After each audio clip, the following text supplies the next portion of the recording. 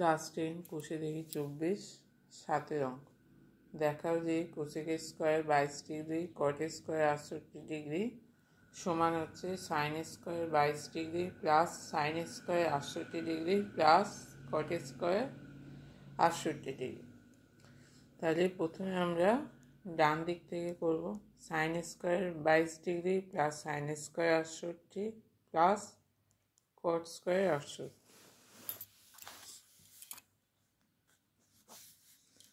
ডান পক্ষ হচ্ছে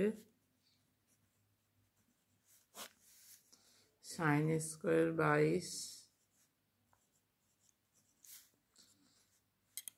plus sine square 68 degree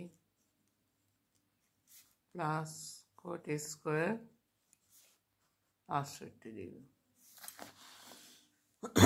আচ্ছা, এখানে দুটো 68 একটা 22 আছে, তাই 22টাকে চেঞ্জ করলে হবে সাইন স্কোয়ার 22-এর জায়গায় লিখব 90 মাইনাস 68, বাকিগুলো যেমন আছে থাকছে।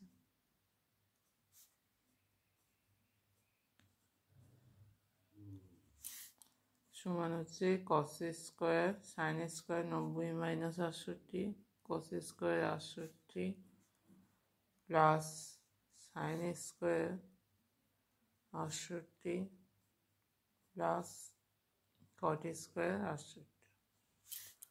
তাহলে sign square 68 plus cos square 68 এই দুটোর ফর্মুলা হচ্ছে 1 প্লাস কট স্কোয়ার 68 ডিগ্রি সমান হয়ে যাচ্ছে কোসেক স্কোয়ার 68 ডিগ্রি। এবার বাম পক্ষ করব। বাম পক্ষ হচ্ছে কোসেক স্কোয়ার 22 ডিগ্রি কট স্কোয়ার 68। তাহলে বাম পক্ষ সমান কোসেক স্কোয়ার 22 ডিগ্রি কট স্কোয়ার 68 ডিগ্রি।